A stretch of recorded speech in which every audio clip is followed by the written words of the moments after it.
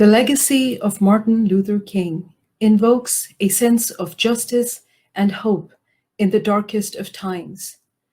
Inundated with mutations of a killer virus and with the spread of toxic political systems, many of us have looked towards our faith and rituals to seek solidarity and interconnectedness as we navigate the precariousness of life, the vulnerability of bodies, and as we question the disproportionate impact of all this on communities of color. Justice is a universal theme that resonates with all faith traditions. In the Islamic tradition, justice, al-adl, is one of the blessed names of God. The Islamic sacred text, the Qur'an, guides humankind to practice justice and to condemn oppression. Chapter 16, verse 90 of the Qur'an says, إِنَّ اللَّهَ يَأْمُرُكُمْ بِالْعَدْلِ وَالْإِحْسَانِ وَيَنْهَى عَنِ الْفَحْشَاءِ وَالْمُنْكَرِ وَالْبَغْيِ. God commands you to act in justice and to condemn oppression.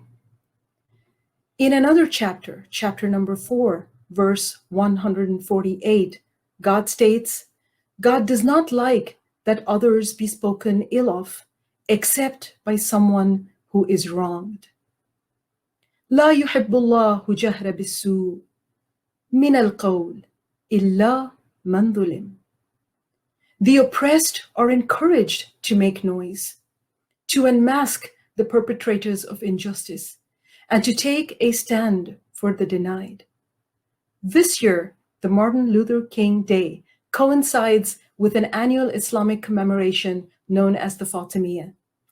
In it, Shiite Muslims retell the narrative of Fatima, the daughter of Prophet Muhammad, peace and blessings be upon him and on his family. Her epic sermon is a model of a woman who spoke truth to power in the 7th century against the confiscation of her lands by the political authority. Even though activism and social justice are terms that have been formulated in the recent past, the Qur'an has presented narratives of divine agents, women and men, who challenged unjust social norms, who reclaimed repressed voices, and who actively reconstructed societies to offer equal access to all God's creatures.